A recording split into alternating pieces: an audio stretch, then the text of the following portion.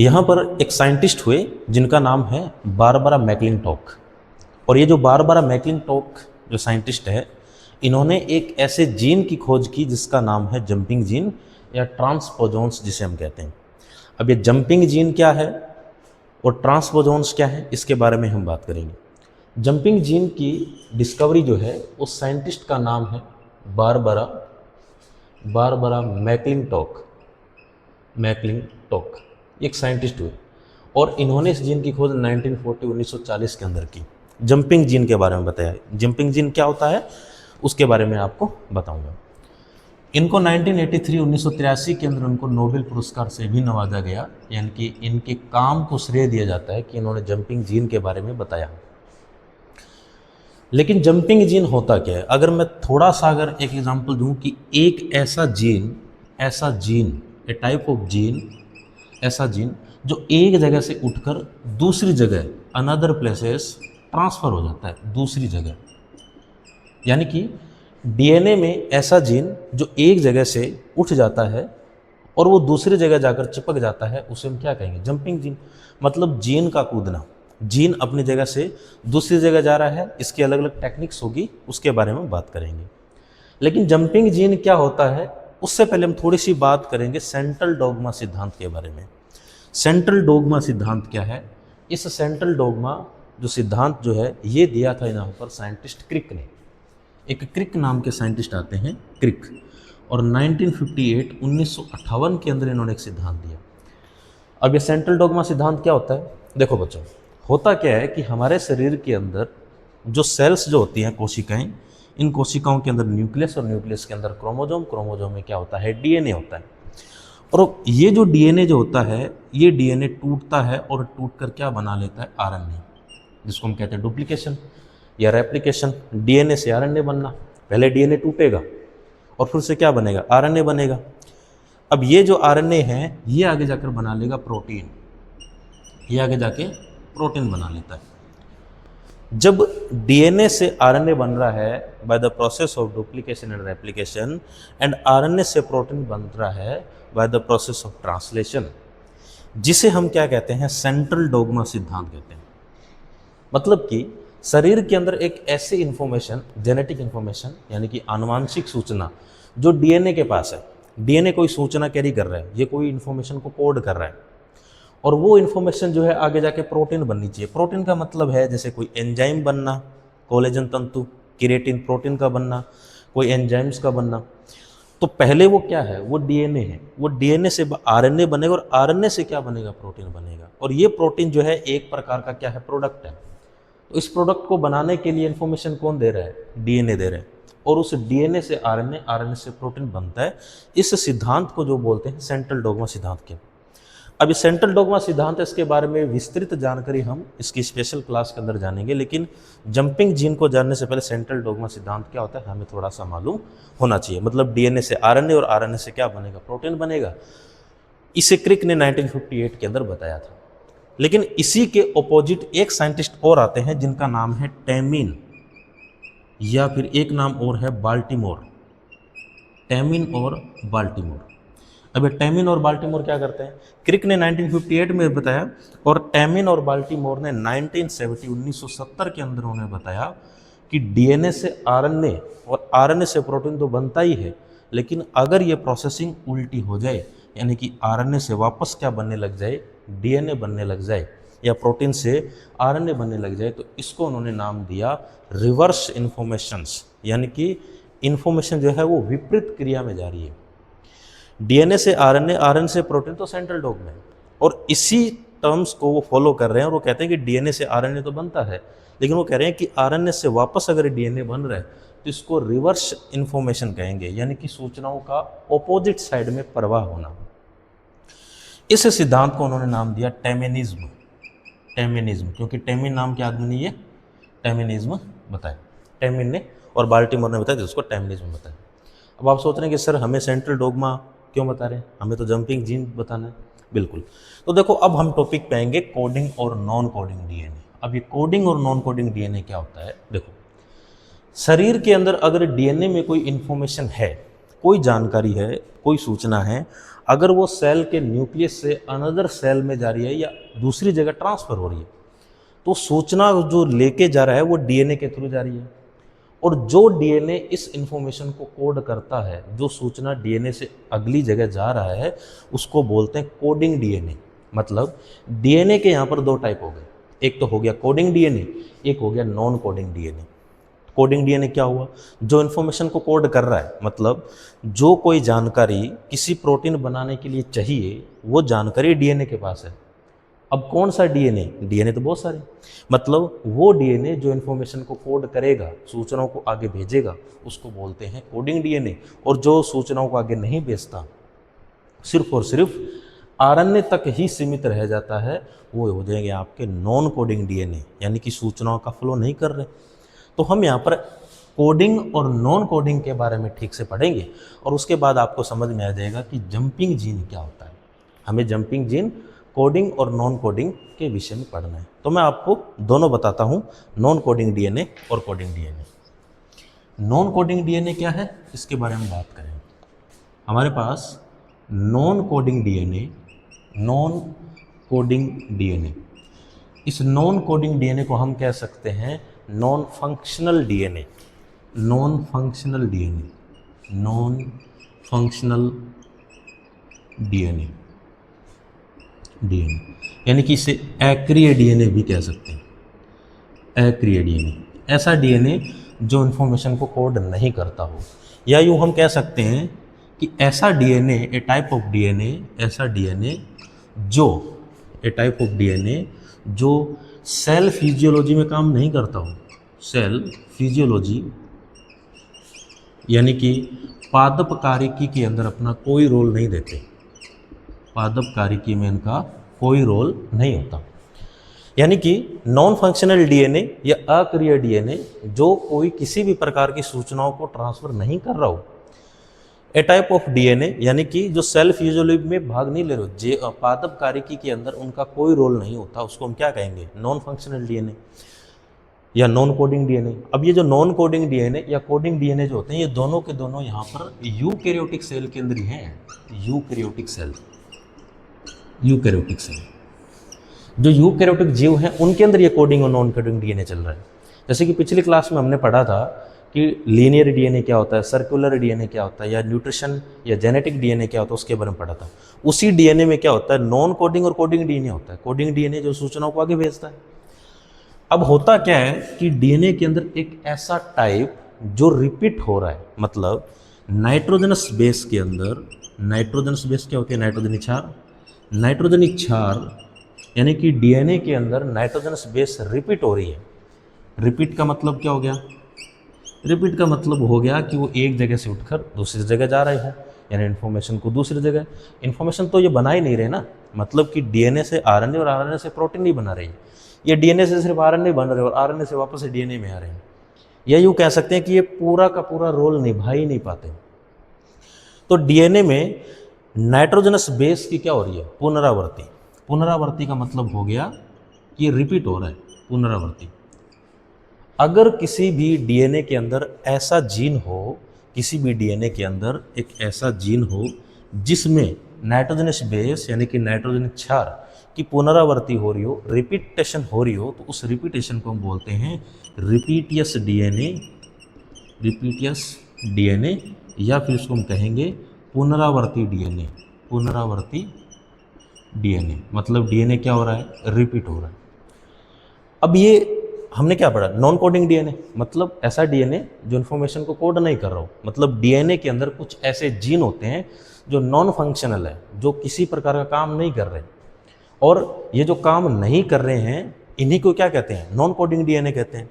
और इसमें जो जीन रिपीटेशन को शो कर रहे हैं, पुनरावृत्ति को दिखा रहे हैं, उसको कहते हैं रिपीटियस डीएनए या पुनरावृत्ति डीएनए। ये जो रिपीटियस डीएनए किसी जीन के कारण होता है, मतलब ये जो रिपीटेशन हो रही है, ये पुनरावृत्ति हो रही है, ये किसी जीन के कारण हो रही है, और उस जीन का नाम है रिपीटियस डीएनए, और उसको हम एक नाम और देंगे जिसको बोलते हैं jumping DNA. Jumping gene, jumping gene मतलब डीएनए के अंदर एक ऐसा जीन जो पुनरावृत्ति को दिखाता है, रिपीटियस, और पुनरावृत्ति होकर क्या बना लेंगे? ये कॉपीज बना लेते हैं, मतलब डीएनए के अंदर नॉन कोडिंग डीएनए की बात कर रहे हैं, ऐसा जीन जिसमें नाइट्रोजनस बेस की क्या हो रही है, रिपीटेशन, यानी कि रिपीटियस डीएनए, और ये आगे जाके क्या बना लेते हैं, कॉपीज। कॉपीज का मतलब प्रतिलिपि बना लेते हैं। ये जो कॉपीज बन रही हैं ये आगे जाके नया डीएनए तैयार कर लेंगे। अब ये जो कॉपीज या डीएनए जो बन रहे हैं उसका कारण क्या होता है, उसका कारण एक जीन होता है, और उस जीन को हम बोलते हैं जंपिंग जीन, या फिर इसको हम कह सकते हैं ट्रांसपोजॉन्स। ट्रांसपोजॉन्स, ये ट्रांसपोजॉन्स जो होते हैं दो प्रकार से पढ़ेंगे। कैसे, एक तो है इसके अंदर क्लास फर्स्ट जिसको हम कहते हैं रेट्रोपोजॉन्स, और एक इसके अंदर हम पढ़ेंगे क्लास सेकेंड जिसको हम बोलते हैं डीएनए ट्रांसपोजॉन्स। मतलब कि क्या हुआ कि ये जो डीएनए या जंपिंग जीन जो है नॉन कोडिंग डीएनए मतलब नॉन फंक्शनल डीएनए है, और इसके अंदर हम अगर ये कहें कि ऐसा डीएनए जो किसी भी सेल फिजियोलॉजी में काम नहीं कर रहा, उसका कोई रोल नहीं है यहाँ पर, मतलब इसके अंदर हम यूँ समझ सकते हैं कि ऐसा जीन जो रिपीट हो रहा है लेकिन इन्फॉर्मेशन को कोड नहीं कर रहा, किसी प्रकार की इन्फॉर्मेशन को कोड कर ही नहीं रहा, आनुवांशिक सूचना आगे नहीं प्रसारित कर रहा, यानी कि वो जीन को रिपीट कर रहा है, ठीक है, उसको हमने नाम दिया जंपिंग जीन। और ये जंपिंग जीन जो है दो तरीके से काम करता है, कैसे करता है वो हम समझेंगे। क्लास फर्स्ट का मतलब हो गया रेट्रोपोजॉन्स, और क्लास सेकंड का मतलब डीएनए ट्रांसपोजॉन्स। अब जो रेट्रोपोजॉन्स क्या होता है, ये कॉपी एंड पेस्ट टेक्निक का सहारा लेते हैं। कॉपी एंड पेस्ट मतलब पहले क्या करेंगे, प्रतिलिपि कॉपीज बनाएंगे, और ये कॉपीज बनाकर क्या करेंगे, आगे जाके पेस्ट कर देंगे। अब आपके दिमाग में आ रहा होगा कि मैंने सेंट्रल डोग्मा सिद्धांत क्यों बताया था। सेंट्रल डोग्मा सिद्धांत बताता है कि डीएनए से आरएनए बनता है, अच्छी बात है, और आरएनए से क्या बनती है, प्रोटीन बनती है, ठीक। तो ये क्या कर रहे हैं, ये सिर्फ डीएनए से क्या बना लेते हैं, आरएनए बना लेते हैं, मतलब डीएनए की कॉपीज बनाई, आरएनए तैयार हो गया। मतलब इन्होंने क्या की, क्लास फर्स्ट रेट्रोपोजॉन्स कॉपी का मतलब जो इनके अंदर डीएनए है जिसको हमने नाम दे रखा है नॉन कोडिंग डीएनए, ये नॉन कोडिंग डीएनए क्या करेगा, डीएनए से आरएनए बना लेता है, और इसी आरएनए से वापस क्या बना लेगा, डीएनए। मतलब ये क्या होगी, कॉपीज बन गई, एक डीएनए से दो डीएनए बनना, यही तो कॉपीज है, प्रतिलिपि है। तो जंपिंग जीन के अंदर जो क्लास फर्स्ट जिसमें हम समझेंगे रेट्रोपोजॉन्स, और ये रेट्रोपोजॉन्स क्या करते हैं, कॉपी एंड पेस्ट टेक्निक का सहारा लेते हैं, यानी कि ये क्या करेंगे, डीएनए से आरएनए बनाएंगे और आरएनए से वापस क्या बना लेंगे, डीएनए बना लेते हैं, यानी कि कॉपीज बना ली, और ये डीएनए जो है किसी दूसरी जगह जाकर फिर से क्या करेगा, अपना काम शुरू कर देगा, यानी कि जंप कर गया। यानी कि पहले डीएनए था, डीएनए की कॉपी बनाई, कॉपी को आगे जाके किसी दूसरी जगह पेस्ट कर दिया, और ये काम चलता रहा, तो इसको हम क्या कहेंगे, जंपिंग जीन, यानी कि रेट्रोपोजॉन्स। एक कंडीशन अप्लाई होती है। अच्छा, अब ये किसको फॉलो कर रहा है, ये सेंट्रल डोग्मा के ऑपोजिट जो टैमिन एंड बाल्टीमोर ने जो थ्योरी दी थी, जिसको टैमिनिज्म बोलते हैं, उस सिद्धांत पे ये सिद्धांत उस पर लागू हो रहा है। मतलब कि डीएनए से आरएनए, आरएनए से प्रोटीन नहीं बनाया इसने सिर्फ डीएनए से आरएनए बनाया, लेकिन आरएनए से वापस क्या बना लिया, एक नया डीएनए बना लिया, यानी कि reverse information of flow, information का रिवर्स फ्लो हो रहा है यहाँ पर। तो इन्होंने क्या किया, डीएनए से आरएनए बनाया, जंपिंग जीन जिसको हम ट्रांसपोजॉन्स कहते हैं, इसके अंदर क्लास फर्स्ट रेट्रोपोजॉन्स जो है, इन्होंने कॉपी एंड पेस्ट टेक्निक का सहारा लिया। कॉपी का मतलब उन्होंने डीएनए से आरएनए तो बनाया, लेकिन आरएनए से प्रोटीन नहीं बनाया, तो इन्होंने क्या किया, वापस रिवर्स इन्फॉर्मेशन ऑफ फ्लो, इन्होंने आरएनए से वापस क्या बना लिया, डीएनए बना लिया, और यानी कि ये डीएनए आगे चलता रहेगा। यानी कि ये किसको फॉलो कर रहा है, ये टैमिन और बाल्टीमोर की जो थ्योरी थी, जिसको टैमिनिज्म बोलते हैं, 1970 के इन्होंने अंदर सिद्धांत दिया था, जिसके तरह ये क्या करते हैं, इन्फॉर्मेशन को कोड नहीं कर रहे हैं। अगर क्लास सेकंड की बात करें, जिसको हम बोलते हैं डीएनए ट्रांसपोजॉन्स, ये कॉपी एंड पेस्ट के opposite cut and paste technique का सहारा लेते हैं। कट एंड पेस्ट का मतलब क्या हुआ, कट एंड पेस्ट का मतलब होता है कि ये डीएनए को क्या करते हैं, काट लेते हैं और उस डीएनए को दूसरी जगह चिपका देते हैं। यानी कि एक कंडीशन में तो क्या हो रहा है, डुप्लीकेशन कर रहे हैं, ये एक डीएनए से दूसरा डीएनए बनाया, किसके थ्रू, टैमिनिज्म थ्योरी के थ्रू, सेंट्रल डोग्मा नहीं है, टैमिनिज्म है यहाँ पर। उन्होंने डीएनए से आरएनए बनाया, और आरएनए से वापस क्या बना लिया, डीएनए, और उसी डीएनए को उन्होंने क्या कर लिया, यूज कर लिया। यहाँ पर क्या है, यहाँ पे कॉपी नहीं बन रही, ये क्या कर रहे हैं, जो डीएनए जंपिंग जीन है ना, उसी को उन्होंने क्या किया, कट किया और उसको दूसरी जगह यूज कर लिया। इसको कहते हैं जंपिंग जीन, यानी कि ऐसा जीन जो इन्फॉर्मेशन को क्या करता हो, कोड नहीं करता हो, यानी कि ये नॉन कोडिंग डीएनए के अंदर पढ़ते हैं। जब जंपिंग जीन या रिपीटियस डीएनए या रिवर्स इंफॉर्मेशन ऑफ फ्लो की बात करते हैं तो वहाँ पर नॉन कोडिंग डीएनए की बात हो रही है। मतलब कि हमारे शरीर के अंदर डीएनए जो ऐसा भाग, डीएनए का ऐसा भाग जो इन्फॉर्मेशन को कोड नहीं करते हो, उसे हम क्या कहेंगे? उसे कहते हैं नॉन कोडिंग डीएनए या नॉन फंक्शनल डीएनए कहते हैं उसको, यानी इन्फॉर्मेशन को कोड नहीं करते हैं ये। दूसरा जो टॉपिक है वो हमारे पास है कोडिंग डीएनए। अब कोडिंग डीएनए क्या होता है? जो इन्फॉर्मेशन को कोड करता है, जिसके बारे में हम यहाँ पर जानेंगे। सेकंड हम पढ़ेंगे कोडिंग डीएनए। कोडिंग डीएनए, अब कोडिंग डीएनए का मतलब हो गया जो इन्फॉर्मेशन को कोड कर रहे हो। तो ये किसको फॉलो कर रहे हैं? ये सेंट्रल डोग्मा थ्योरी को फॉलो कर रहे हैं। सेंट्रल डोग्मा थ्योरी क्या थी कि सर 1958 में एक साइंटिस्ट था जिसका नाम था क्रिक, और इन्होंने एक सिद्धांत बताया, एक थ्योरी दी थी। उस थ्योरी का नाम है central dogma theory. Central dogma theory. और ये सेंट्रल डोग्मा थ्योरी क्या बताती है कि सर ये बताती है कि अगर किसी सेल के अंदर डीएनए है तो वो डीएनए डुप्लीकेशन या रेप्लिकेशन से क्या बनता है? आरएनए बनता है। और ये आरएनए आगे जाकर क्या बना लेता है? प्रोटीन बना लेता है।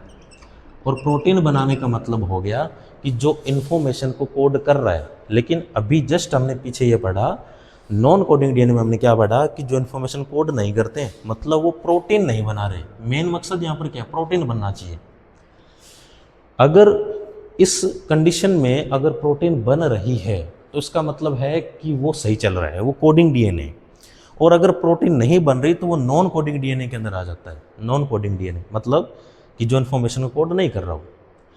कोडिंग डीएनए का मतलब क्या है? Functional DNA. फंक्शनल डीएनए, यह हम कह सकते हैं क्रियात्मक डीएनए। क्रियात्मक होता है, ये काम करता है। नॉन कोडिंग कोई काम नहीं करता, इसको क्रियात्मक डीएनए कहेंगे। ये इन्फॉर्मेशन को कोड करता है। Non coding DNA information code नहीं करता, मतलब कि वो डीएनए से तो निकलते हैं, यानी कि इन्फॉर्मेशन निकलते हैं, लेकिन आरएनए तक ही जाते हैं, आरएनए से वापस। और कई जो है आरएनए तक ही नहीं पहुंच पाते। लेकिन कोडिंग डीएनए में के अंदर क्या होता है? आरएनए से प्रोटीन भी बन जाता है। अब सेंट्रल डोग्मा में दो चीज़ें पढ़ेंगे। जब हम आगे की क्लास पढ़ेंगे तो वहाँ पर हम जानेंगे कि रेप्लिकेशन क्या होता है, रेप्लिकेशन या फिर हम कहेंगे डुप्लीकेशन। डुप्लीकेशन या रेप्लिकेशन। रेप्लिकेशन का मतलब डीएनए का बनना, दूसरा डीएनए बनना। डुप्लीकेशन। इसके अलावा हम जानेंगे ट्रांसक्रिप्शन क्या होता है। ट्रांसक्रिप्शन। ट्रांसक्रिप्शन। एक टॉपिक हम जानेंगे ट्रांसलेशन। ट्रांसलेशन। सेंट्रल डोग्मा सिद्धांत इतना छोटा नहीं है कि वो 10-15 मिनट में ख़त्म हो जाए। सेंट्रल डोग्मा सिद्धांत के लिए हमें पता होना चाहिए कि रेप्लिकेशन या डुप्लीकेशन क्या हो रहा है, ट्रांसक्रिप्शन और ट्रांसलेशन क्या हो रहा है, लेकिन जो कि हम आगे की क्लास में पढ़ेंगे क्योंकि वो लंबा टॉपिक है। यहाँ पर हम सिर्फ इतना जान रहे हैं कि कोडिंग और नॉन कोडिंग डीएनए क्या है। अगर हमने कोडिंग और नॉन कोडिंग डीएनए को समझ लिया तो हम सेंट्रल डोग्मा को आसानी से समझ सकते हैं। सेंट्रल डोग्मा क्या कि सर डीएनए से आरएनए बनना चाहिए और आरएनए से प्रोटीन बननी चाहिए, और प्रोटीन अगर बन रही है तो इन्फॉर्मेशन कोड हो रही है, इन्फॉर्मेशन प्रसारित हो रही है। और अगर प्रोटीन नहीं बन रही तो वो नॉन कोडिंग डीएनए के अंदर आ जाता है। लेकिन हम यहाँ पर अभी जान रहे हैं कोडिंग डीएनए। जो फंक्शनल डीएनए होता है, क्रियात्मक डीएनए होता है, मतलब इन्फॉर्मेशन का फ्लो होता है। यहाँ पर इन्फॉर्मेशन का फ्लो होता है। इन्फॉर्मेशन का फ्लो होना, अगर सूचनाएं एक जगह से दूसरी जगह जा रही है तो उसको हम क्या कहेंगे? Coding DNA. और नॉन कोडिंग डीएनए में जो है किसका सहारा लिया जाता है? Central dogma theory. Central dogma theory. अगर कोई डीएनए इस थ्योरी को फॉलो कर रहा है तो उसको हम कोडिंग डीएनए कहेंगे। और इसमें ट्रांसलेशन यानी कि आरएनए बनना और ट्रांसक्रिप्शन यानी कि प्रोटीन बनना जरूरी होता है, यानी कि इन्फॉर्मेशन को कोड करेगा। और इसमें सबसे ज़्यादा मेन रोल किसका है? क्रिक का है, जिन्होंने 1958 में ये बात बताई थी। अब जो मेन बात क्या है, मुख्य बात, हमारे शरीर के अंदर या जीवों की अगर बात की जाए यूकैरियोटिक सेल के अंदर, मतलब अगर एक बात से क्लियर करना हो तो 98% डीएनए जो होता है वो क्या होता है? वो नॉन कोडिंग डीएनए होता है। तो सर मेन बात तो आपने अब बताइए, पूरे डीएनए के अंदर 98% जो भाग होता है वो नॉन कोडिंग डीएनए होता है, और सिर्फ 1 या 2% ही डीएनए होता है। Only for 1 to 2% DNA is coding DNA. 1 से 2% डीएनए ही क्या होता है? कोडिंग डीएनए होता है। बाकी सारा का सारा डीएनए क्या होता है? नॉन कोडिंग डीएनए होता है। मतलब आप यूँ समझिए कि अगर ये पूरा का पूरा डीएनए है तो इसके अंदर कुछ 1-2 पॉइंट ही ऐसे मिलेंगे जो इन्फॉर्मेशन को कोड करते हैं। 1 से 2% डीएनए ही होता है जो इन्फॉर्मेशन को एक जगह से दूसरे में कोड करते हैं, यानी कि इन्फॉर्मेशन का फ्लो कर रहे हैं। 98% क्या होता है, नॉन कोडिंग डीएनए होता है, यानी कि जो इन्फॉर्मेशन का फ्लो नहीं करते। और इसी के अंदर क्या पढ़ते हैं, हम रिवर्स पढ़ते हैं। रिवर्स का मतलब ऑपोजिट साइड डीएनए की इन्फॉर्मेशन कोड हो जाती है। डीएनए से आरएनए बन जाता है और आरएनए से क्या बन जाता है, प्रोटीन बन जाता है। अब जो इन्फॉर्मेशन को कोड करते हैं उसके अंदर हम कुछ चीज़ें और जानेंगे, जैसे कि अगर यहाँ पर हम एक्सॉन, इंट्रॉन और सिस्ट्रॉन, एक्सॉन, इंट्रॉन और सिस्ट्रॉन की बात करें, एक्सॉन जो प्रोटीन के लिए कोड करता हो, अब ये एक्सॉन, इंट्रॉन, जो सिस्ट्रॉन जो है ये हम सेंट्रल डॉग्मा में पढ़ेंगे, लेकिन एक्सॉन जो इन्फॉर्मेशन को कोड करता हो, जो प्रोटीन बनाने वाला भाग हो, इंट्रॉन जो कोड करने से पहले ही उसको हटा दिया जाता है, मतलब mRNA मैसेंजर आरएनए जो बनता है उससे पहले इसको इंट्रॉन को क्या कर दिया जाता है, हटा दिया जाता है। और सिस्ट्रॉन क्या है, सिस्ट्रॉन मतलब functional unit of gene DNA. Functional unit of DNA यानी कि डीएनए के अंदर अगर कोई जीन की बात कर रहे हैं जो इन्फॉर्मेशन को कोड कर रहा है उसे हम क्या कहेंगे, सिस्ट्रॉन कहेंगे। बेसिकली आज की क्लास हमें बताती है जंपिंग जीन। जंपिंग जीन का मतलब ट्रांसपोजॉन्स जो इन्फॉर्मेशन को एक जगह से दूसरी जगह नहीं पहुंचाते, यानी कि नॉन कोडिंग डीएनए। आज हमने जाना coding DNA, non coding DNA और जंपिंग जीन। जंपिंग जीन क्या होता है, ऐसा जीन जो डीएनए के अंदर नाइट्रोजनस बेस की पुनरावृत्ति रिपीटेशन को शो करते हो, मतलब कि डीएनए के अंदर ऐसा जीन, ऐसा नाइट्रोजनस बेस जिनके अंदर पुनरावृत्ति हो रही हो, रिपीटेशन हो रही हो। जो रिपीटेशन होता है वो एक जीन करता है और उस जीन का नाम है जंपिंग जीन या ट्रांसपोजॉन्स कहते हैं। उसके अंदर 2 प्रकार की टेक्निक पढ़ी हमने, एक तो हमने पढ़ा रेट्रोपोजॉन्स, एक हमने पढ़ा डीएनए ट्रांसपोजॉन्स। रेट्रोपोजॉन्स क्या होते हैं, जो कॉपी एंड पेस्ट टेक्निक का सहारा लेते हैं, मतलब वो डीएनए से आरएनए बनाएंगे लेकिन आरएनए से वापस उल्टे घूम जाएंगे और क्या बना लेंगे, डीएनए। यानी कि वो एक एंजाइम का यूज करेंगे, डीएनए से आरएनए, आरएनए से वापस क्या बना लेते हैं, डीएनए बना लेते हैं। लेकिन मतलब वो प्रोटीन तक पहुंचते ही नहीं, और अगर प्रोटीन तक पहुंच गए तो वो क्या आ जाएंगे, वो तो कोडिंग हो जाएगा। डीएनए से आरएनए और आरएनए से अगर प्रोटीन बन गया तो वो कोडिंग में काउंट हो जाएगा, लेकिन वो डीएनए से आरएनए, आरएनए से वापस क्या बना लेते हैं, डीएनए बना लेते हैं। यानी कि कॉपी एंड पेस्ट टेक्निक का सहारा लेते हैं, उसको हमने रेट्रोपोजॉन्स कहा था। और एक होता है जो इन्फॉर्मेशन को क्या करते हैं, कट एंड पेस्ट का सहारा लेते हैं, मतलब डीएनए को कट करेंगे और दूसरी जगह चिपका देते हैं, जो कि यहाँ पर क्या हो जाएंगे, डीएनए ट्रांसपोजॉन्स क्लास सेकेंड। कोडिंग और नॉन कोडिंग डीएनए जो इन्फॉर्मेशन को कोड करते हैं और जो इन्फॉर्मेशन को कोड नहीं करते उनको बोलते हैं नॉन कोडिंग डीएनए। मतलब कि अगर नॉन कोडिंग डीएनए और जंपिंग जीन को एक साथ पढ़ें तो एक भाग हो जाता है, और जो कोडिंग डीएनए होता है जो इन्फॉर्मेशन कोड करते हैं। मतलब कि यहाँ पर अगर हमने सेंट्रल डोग्मा को अगर थोड़ा सा समझ लिया तो हमें समझ आ जाएगा कि कोडिंग डीएनए और नॉन कोडिंग डीएनए क्या होता है। आज की क्लास बस इतनी ही। आगे हम बात करेंगे डीएनए पैकेजिंग और डिस्कवरी ऑफ डीएनए, डीएनए की खोज के बारे में बात करेंगे।